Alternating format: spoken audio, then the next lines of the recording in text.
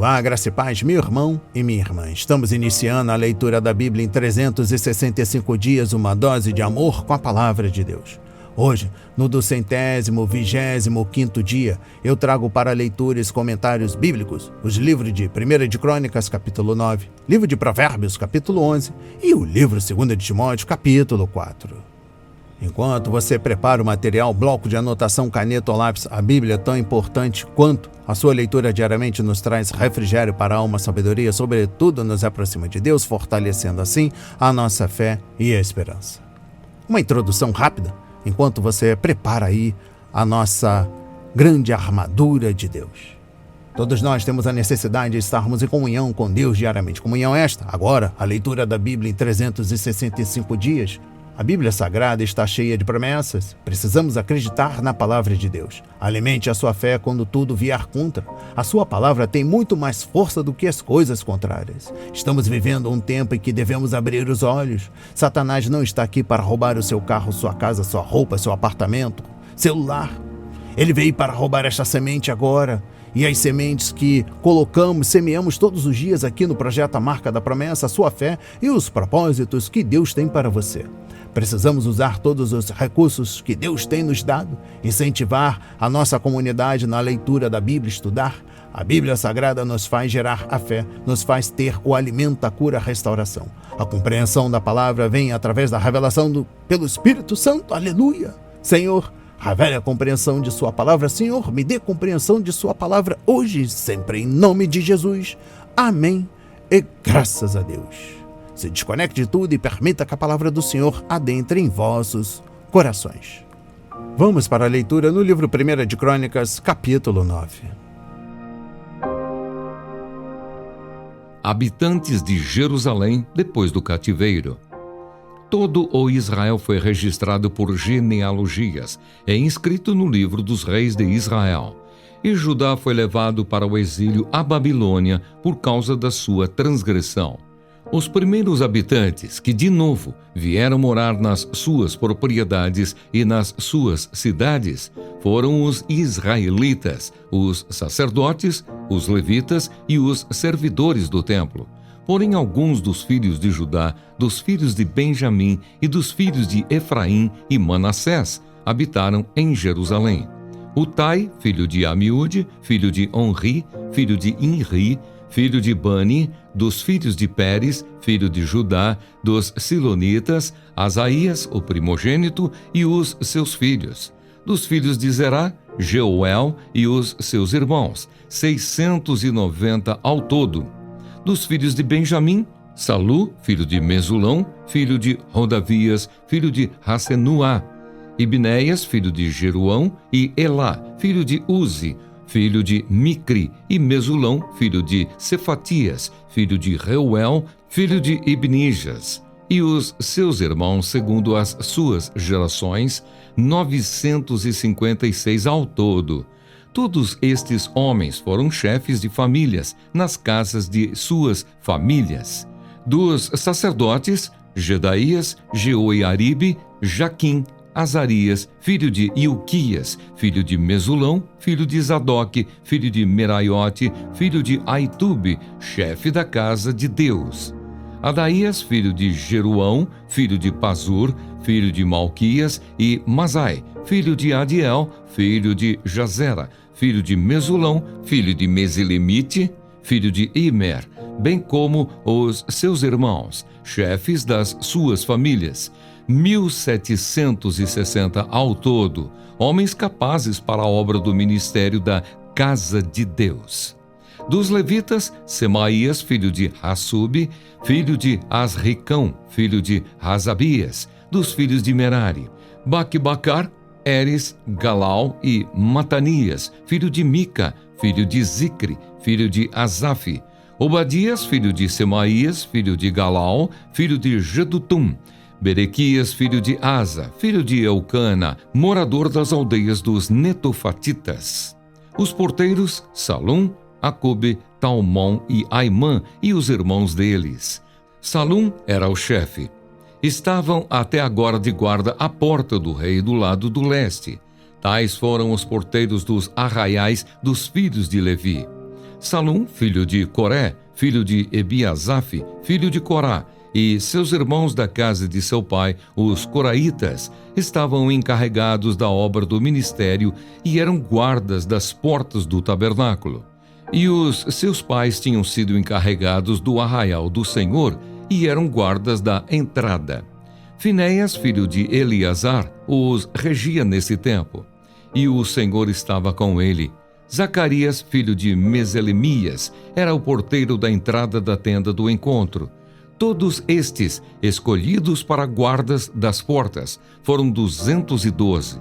Estes foram registrados pelas suas genealogias nas suas respectivas aldeias. E Davi e Samuel, o vidente, os constituíram cada um no seu cargo. Eles e os seus filhos guardavam os portões da casa do Senhor, isto é, na casa da tenda. Os porteiros estavam aos 4 lados, a leste, a oeste, ao norte e ao sul. Seus irmãos que habitavam nas suas aldeias tinham de vir, de tempos em tempos, para servir com eles durante 7 dias. Porque havia sempre naquele ofício 4 porteiros principais que eram levitas e tinham a seu encargo as câmaras e os tesouros da casa de Deus. Estavam alojados ao redor da casa de Deus, porque estavam encarregados da vigilância e tinham o dever de abrir os portões todas as manhãs. Alguns deles estavam encarregados dos utensílios usados no culto, porque estes eram contados quando eram trazidos e quando eram tirados. Outros havia que estavam encarregados dos móveis e de todos os objetos do santuário, bem como da melhor farinha, do vinho, do azeite, do incenso e das especiarias. Alguns dos filhos dos sacerdotes confeccionavam as especiarias. Matitias, dentre os levitas, o primogênito de Salum, o coraíta, era o encarregado de fazer os pães para as ofertas. Outros dos seus irmãos, dos filhos dos coatitas, tinham o encargo de preparar os pães da proposição para todos os sábados. Quanto aos cantores, chefes das famílias entre os levitas, ficavam alojados nas câmaras do templo e estavam isentos de outros serviços, porque dia e noite estavam ocupados no seu serviço. Estes foram chefes das famílias entre os levitas, chefes em suas gerações e moravam em Jerusalém. Antepassados e descendentes de Saul. Em Gibeão habitou Jeiel, pai de Gibeão, cuja mulher se chamava Maacá, e também o seu filho primogênito Abidom e ainda Zur, Quis, Baal, Ner, Nadab, Gedor, Aiô, Zacarias e Miclote. Miclote gerou Simeia. Estes moraram em Jerusalém perto dos seus irmãos. Ner gerou Quis, e Quis gerou Saul.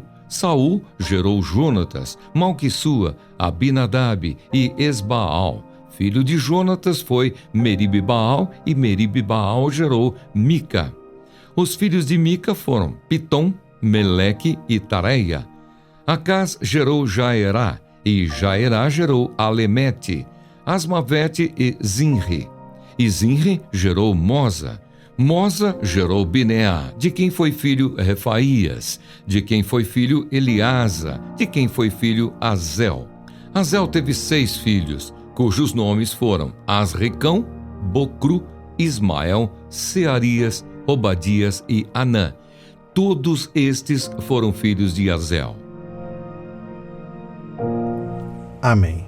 Compreendendo o livro 1 de Crônicas, capítulo 9, trago o versículo 13.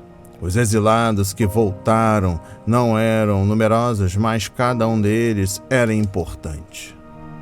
Os sacerdotes eram homens capazes.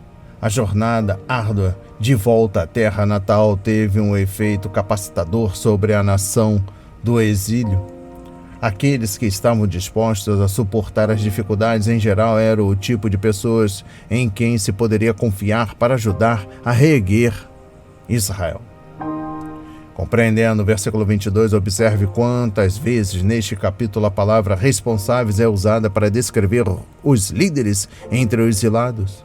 Uma das marcas eternas de maturidade é um forte compromisso com a integridade pessoal, virtude na qual os outros podem confiar. E eu encerro a compreensão do livro 1 de Crônicas, capítulo 9, com a exposição bíblica dos versículos 35 a 44. Estes versículos repetem 1 de Crônicas, capítulo 8, versículos 29 a 38, resumindo a linhagem do rei Saul, uma vez que o próximo capítulo começa com a morte de Saul. Esta lista serve como um manifesto ao mesmo tempo triste e honorário sobre a vida de um rei que frustrou sua nação. Vamos para a leitura no livro de Provérbios, capítulo 11. O Senhor detesta balanças desonestas, mas o peso justo é o seu prazer. Quando vem a soberba, a desgraça não tarda, mas com os humildes está a sabedoria. A integridade dos retos os guia, mas a falsidade dos infiéis os destruirá. As riquezas não servem para nada no dia da ira, mas a justiça livra da morte.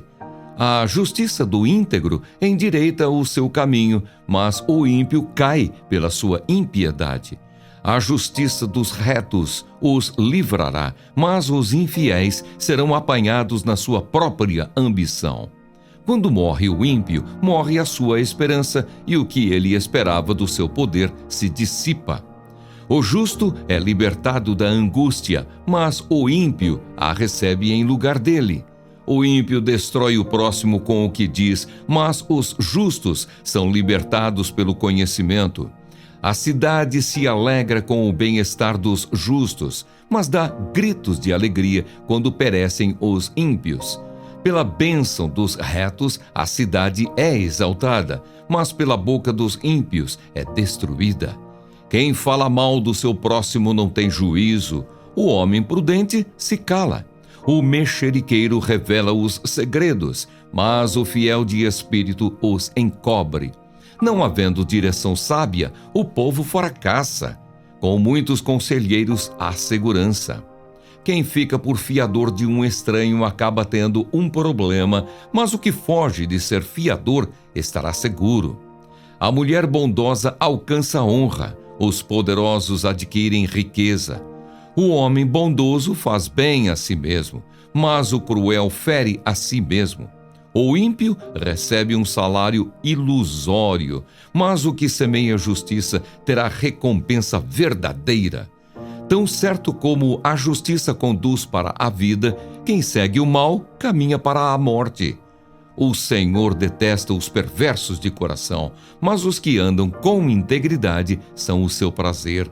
É evidente que os maus serão castigados, mas a geração dos justos será poupada. Como joia de ouro em focinho de porco, assim é a mulher bonita que não tem juízo. O desejo dos justos tende somente para o bem, mas a expectativa dos ímpios resulta em ira. Uns dão com generosidade e têm cada vez mais, outros retêm mais do que é justo e acabam na pobreza. A pessoa generosa prosperará, e quem dá de beber terá a sua sede saciada. O povo amaldiçoa quem retém o trigo, mas bênção virá sobre a cabeça daquele que o vende. Quem procura o bem alcança favor. Quem corre atrás do mal acaba encontrando o que procura. Quem confia nas suas riquezas cairá, mas os justos reverdecerão como as folhagens. Aquele que perturba a sua casa herdará o vento, e o insensato será servo do sábio de coração. O fruto do justo é árvore de vida, e o que ganha almas é sábio. Se o justo é punido na terra, quanto mais o ímpio e o pecador. Amém. Compreendendo o livro de Provérbios, capítulo 11, exposição bíblica dos versículos 1 a 9. Muitos teólogos acreditam que o orgulho seja o maior pecado de todos, pois foi ele que transformou um anjo no diabo. Conforme Isaías 14, versículos 12 a 15, subirei aos céus, a frase de Lúcifer, conforme Isaías 14, versículo 13. Desafiou o trono de Deus. No jardim do Éden, a versão mudou. E sereis como Deus, Gênesis 3, versículo 5. Eva acreditou e nós sabemos o resto da história. Glória ao homem nas alturas é o brado da humanidade orgulhosa e sem Deus, que ainda hoje está desafiando o Senhor e tentando construir o paraíso na terra, conforme Apocalipse capítulo 18. Compreendendo o versículo 1, Deus exige que sejamos honestos em todos os nossos negócios. Desonestidade é roubo, conforme capítulo 16, versículo 11 e capítulo 20, versículos 10 e 23. Moisés ordenou que o povo usasse pesos e medidas honestas, conforme Levítico 19, versículos 35 e 36 e Deuteronômio 25, versículos 13 a 16. Uma vez que Israel não tinha um órgão oficial de normalização para examinar estas coisas, a lei nem sempre era obedecida. Amós acusou os comerciantes de sua época, diminuindo a medida e aumentando o preço, enganando com balanças desonestas, conforme Amós 8, versículo 5. Miqueias perguntou: poderia alguém ser puro com balanças desonestas e pesos falsos? Referência a Miqueias 6, versículo 11. Exposição bíblica dos versículos 2 e 3. Orgulho e falsidade fazem com que seja quase impossível reconhecer Deus. Reconheça o Senhor em todos os seus caminhos, conforme capítulo 3, versículo 11. Significa faça a vontade de Deus em todas as áreas da vida. Procure honrar Deus em tudo. Orgulho e desobediência em aspecto da existência pode nos levar a desvios preguiçosos, por isso devemos permanecer humildes diante de Deus. Compreendendo o versículo 5, Salomão mostrou algumas das bênçãos que vêm para aqueles que andam no caminho da vida e da sabedoria. Para começar, o povo de Deus conhece a direção de Deus. O Senhor conduz as veredas daqueles que confiam e obedecem, conforme capítulo 3, versículos 5 a 6. Porque Ele quer que seus filhos conheçam a sua vontade. Atos 22, versículos 14. E gostem de fazê-lo. Efésios 6, versículo 6. O Senhor revela sua vontade apenas àqueles que estão dispostos a obedecer, conforme João 7, versículo 17. Compreendendo o versículo 6, no caminho dos justos, o povo de Deus também sabe o que são resgate e livramento. Quem é de Deus, sem dúvida, tem sua parcela de provações e testes, mas o Senhor promete ajudá-lo e fazer com que essas experiências se transformem em bem, conforme Romanos 8, versículo 28. Os justos clamam, o Senhor os ouve e os livra de todas as suas tribulações, conforme Salmos 34, versículo 17. A obediência a Deus afasta-nos de muitas das tribulações pelas quais os pecadores passam. Quando o Senhor nos permite sofrer, no entanto, Ele promete nos fazer superar o sofrimento. O mal se enreda em seu falar pecaminoso, mas o justo não cai nessas dificuldades. Referência a Provérbios 12, versículo 13. Compreendendo o versículo 8, o tipo de resgate que este provérbio aborda certamente aconteceu com Mardoqueu, conforme Esther 7, e Daniel, conforme Daniel, versículo 6. Mais milhões de mártires cristãos testemunharam o fato de que a afirmação não é um absurdo nesta vida. Na verdade, no Salmo 73, Asaf conclui que os ímpios têm o poder deste mundo, mas os fiéis têm a sua recompensa para a eternidade. Os últimos versículos de Hebreus 11 concordam. O livro de Provérbios tem pouco a dizer sobre a vida futura. Em vez disso, ele se concentra no presente e dá diretrizes para a tomada de decisões sábias que ajudam a construir uma vida satisfatória. Deus nos chama para recebermos sua sabedoria e sermos hábeis na condução de nossa vida, de modo que possamos glorificá-lo. O importante não é o nosso tempo de vida, mas como vivemos.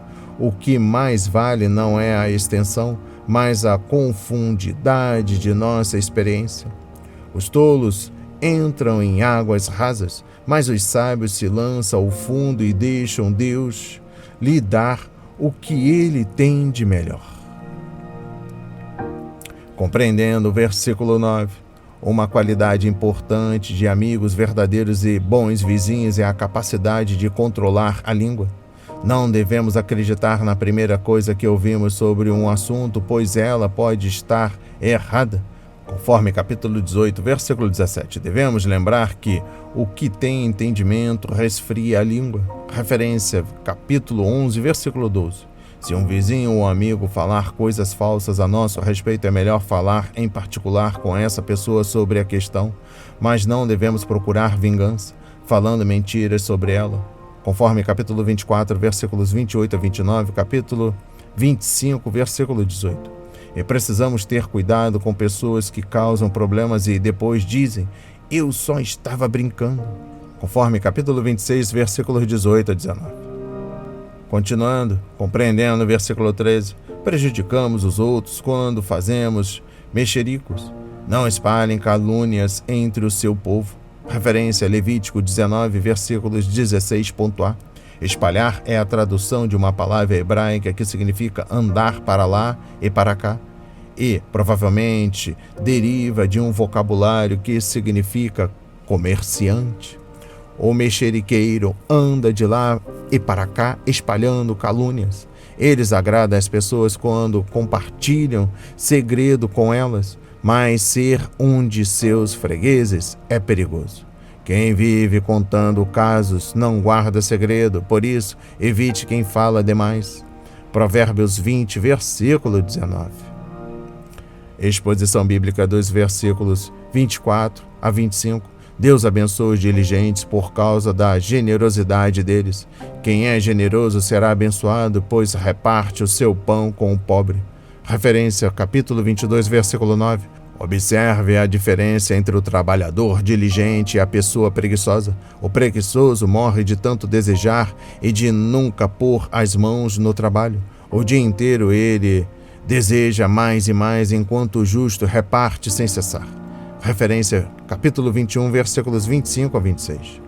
Compreendendo o versículo 26, outra maneira desonesta de obtermos riquezas é usarmos nossos recursos de modo egoísta e ignorarmos as necessidades dos outros. Em tempos de seca e de fome, um fazendeiro próspero pode monopolizar o mercado de grãos e enriquecer à custa de seus vizinhos necessitados. Conforme Neemias, capítulo 5. Precisamos perceber que tudo o que temos vem de Deus, conforme João 3, versículo 27, 1 Coríntios, capítulo 4, versículo 7. Assim, somos apenas administradores de sua riqueza. Embora todos esperam que um empresário tenha lucros, ninguém quer que ele enriqueça prejudicando os outros. Compreendendo o versículo 28, um dos perigos sutis da riqueza é uma falsa sensação de segurança. Afinal, os bens materiais não salvarão o pecador no dia do juízo, conforme versículo 4. Riquezas não podem comprar a paz, conforme capítulo 15, versículos 16 a 17, ou uma boa reputação, conforme capítulo 22, versículo 1. E elas tendem a escapar quando menos esperamos. Referência, capítulo 23, versículos 4 a 5, capítulo 27, versículos 23 a 24. E eu encerro a compreensão do livro de Provérbios, capítulo 11, trago o versículo 30. A vida de justiça não deve se tornar uma experiência solitária e egoísta. Quando Deus abençoa os justos, Ele o faz para que possam compartilhar as bênçãos com outras pessoas. Farei de você um grande povo e o abençoarei. Deus prometeu a Abraão, tornarei famoso o seu nome, e você será uma bênção. Gênesis 12, versículo 2. O homem feliz do Salmos 1 é como árvore que produz frutos para que os outros os saboreiem. Salmos 1, versículo 3. Sabedoria leva a justiça e justiça produz frutos, a árvore da vida, e estes atraem os que têm fome do que é real e eterno. Por meio de sua vida e suas palavras, os sábios procuram levar outros ao Senhor. Vamos para a leitura no livro 2 de Timóteo, capítulo 4. A fidelidade na pregação. diante de Deus e de Cristo Jesus, que há de julgar vivos e mortos pela sua manifestação e pelo seu reino, peço a você com insistência que pregue a palavra. Insista, quer seja oportuno, quer não, corrija, repreenda, exorte com toda a paciência e doutrina. Pois virá o tempo em que não suportarão a sã doutrina. Pelo contrário, se rodearão de mestres segundo as suas próprias cobiças, como que sentindo coceira nos ouvidos. Eles se recusarão a dar ouvidos à verdade, entregando-se às fábulas. Mas você seja sóbrio em todas as coisas, suporte as aflições, faça o trabalho de um evangelista, cumpra plenamente o seu ministério. Quanto a mim, já estou sendo oferecido por libação, e o tempo da minha partida chegou. Combati o bom combate, completei a carreira, guardei a fé. Desde agora me está guardada a coroa da justiça, que o Senhor, reto juiz, me dará naquele dia, e não somente a mim, mas também a todos os que amam a sua vinda. O apóstolo abandonado por todos, não por Deus.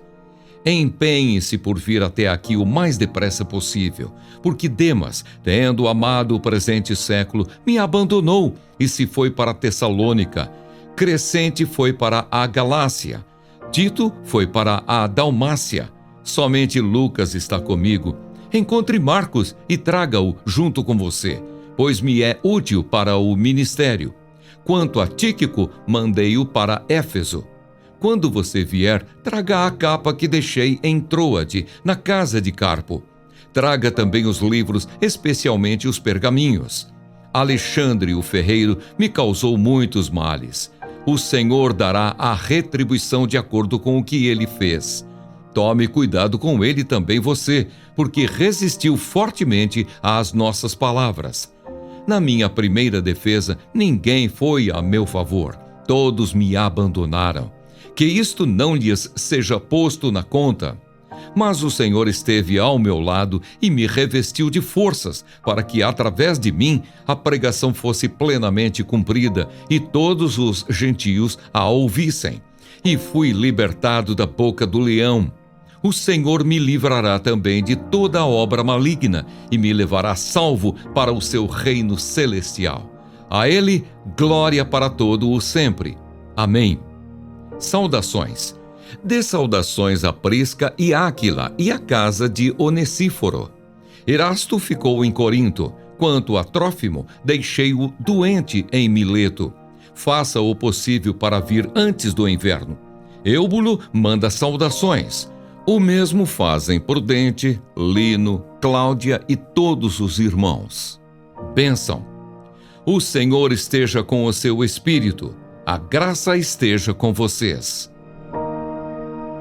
Amém. Compreendendo o livro 2 Timóteo, capítulo 4, exposição bíblica dos versículos 1 a 4. Este era um momento sério e Paulo queria que Timóteo percebesse a importância dele. A situação era grave não só porque Paulo estava diante da morte, mas ainda mais porque tanto o apóstolo como Timóteo seriam julgados um dia quando Jesus Cristo aparecesse. Seria muito bom para nós se, de vez em quando, refletíssemos no fato de que, um dia, estaremos diante do Todo-Poderoso e nossas obras serão julgadas. Primeiro, essa percepção iria nos encorajar a fazer o nosso trabalho com cuidado e lealdade. Ela também nos libertaria do medo das pessoas, pois, afinal de contas, nosso último juiz é Deus. Finalmente, a certeza de que haverá um julgamento divino para as nossas obras nos encoraja a seguir em frente, mesmo quando enfrentamos dificuldades. Afinal de contas, estamos servindo a Deus e não a nós mesmos. Compreendendo o versículo 2, Paulo associava tudo em seu ministério à palavra de Deus. O seu chamado e a sua pregação dependiam da fé em Cristo. Ele queria que Timóteo entendesse esse fato e fizesse da palavra de Deus uma prioridade em seu ministério. Ao longo das 3 epístolas pastorais, há uma ênfase no ensino da palavra de Deus. As igrejas locais devem ser escolas bíblicas, onde a Sagrada Escritura seja ensinada sistematicamente de uma forma prática. O porta-voz de Deus deve ser paciente na pregação da palavra. Nem sempre veremos resultados imediatos, portanto, devemos ser pacientes com aqueles que se opõem à pregação dele. Sobretudo, devemos pregar a doutrina e não simplesmente contar histórias da Bíblia, relatar ilustrações interessantes ou ler um versículo e depois esquecê-lo. A verdadeira pregação é a explicação e a aplicação da doutrina bíblica. Outra coisa não passa de um mero discurso religioso. Compreendendo o versículo 8, um atleta grego ou romano que vencia provas era recompensado e normalmente recebia uma coroa de louros ou uma grinalda de folhas de carvalho. A palavra usada para coroa é Stephanos, a coroa de vencedor. Os nomes Estevão e Estefânia vêm dessa palavra. A coroa real, no original, é diadema, da qual temos a palavra diadema. No entanto, Paulo não receberia uma coroa de folhas murchas, mas uma coroa de justiça que nunca murcharia. Não somos chamados para ser apóstolos, mas podemos ganhar a mesma coroa que Paulo ganhou. Se amarmos a aparição de Cristo, vivermos em obediência à sua vontade e fizermos a obra que ele nos chamou para fazer, seremos coroados. E eu encerro a leitura da Bíblia em 365 dias e também da compreensão do livro 2 Timóteo capítulo 4 com a exposição bíblica dos versículos 9 a 22. É estimulante ver quantas pessoas são mencionadas no fim desta última carta que Paulo escreveu. Há muitos homens e mulheres citados em Atos e nas cartas de Paulo como parte de seu círculo de amigos e colaboradores. A verdade é que o apóstolo Paulo não poderia ter feito a obra sozinho. Grande é o homem que recruta os outros para ajudá-lo a realizar a obra e permite que eles participem da grandeza de tal tarefa. Uau! As palavras de hoje foram semeadas para as nossas vidas, para a honra e a glória do Senhor. Receba este alimento diário, não hesite, compartilhe. Deus está interessado na minha e na sua dor. Que Deus nos abençoe.